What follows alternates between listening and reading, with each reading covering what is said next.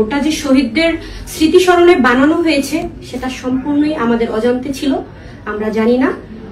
বিষয়টা খুবই দুঃখজনক। আমি নিজে থেকে রানীশংকৈল উপজেলার নেকমরদ ওরস মেলায় অনুষ্ঠান করতে এসে বৃহস্পতিবার রানীশংকৈলের মুক্তিযুদ্ধের স্মারক খুনিয়াদিঘির শহীদ স্মৃতিস্তম্ভে টিকটক ভিডিও বানিয়ে তুমুল সমালোচনার মুখে পড়েছেন হিরো আলম ও তার সঙ্গী রিয়ামন। ওটা একটা শহীদের মিনার, এটা একটা মিনার আর কি, আপনি নিচে হাঁটাহাঁটি করেন, ওখানে না, ওখান থেকে নামে যান। এদিন বিকালে ১৯৭১ সালের মহান মুক্তিযুদ্ধের খুনিয়াদিঘি স্মৃতিস্তম্ভের উপর জুতা পরে তারা একটি বিনোদনমূলক টিকটক তৈরি করে। এ সময় উপস্থিত দর্শকরা টিকটক ভিডিওটি তাদের মোবাইলে ধারণ করে সামাজিক যোগাযোগ মাধ্যমে ছড়িয়ে দেন। ঘটনা জানাজানি হলে এলাকার জনগণের মাঝে এ নিয়ে তীব্র বিরূপ প্রতিক্রিয়া দেখা দেয়। এলাকার বীর মুক্তিযোদ্ধারা তীব্র ক্ষোভ প্রকাশ করে।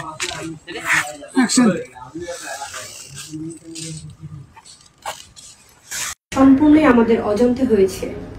আমরা যে ভিডিওটি বানিয়েছি ওই স্থানটাকে আমরা মনে করেছি সুন্দর একটা স্থান, একটা ভালো একটা লোকেশন, বাট ওটা যে শহীদদের স্মৃতিস্মরণে বানানো হয়েছে সেটা সম্পূর্ণই আমাদের অজান্তে ছিল, আমরা জানি না। বিষয়টা খুবই দুঃখজনক। আমি নিজে থেকে দুঃখ প্রকাশ করছি বিষয়টার জন্য। আমরা জুতা পায়ে দিয়ে ওটার উপরে উঠেছি।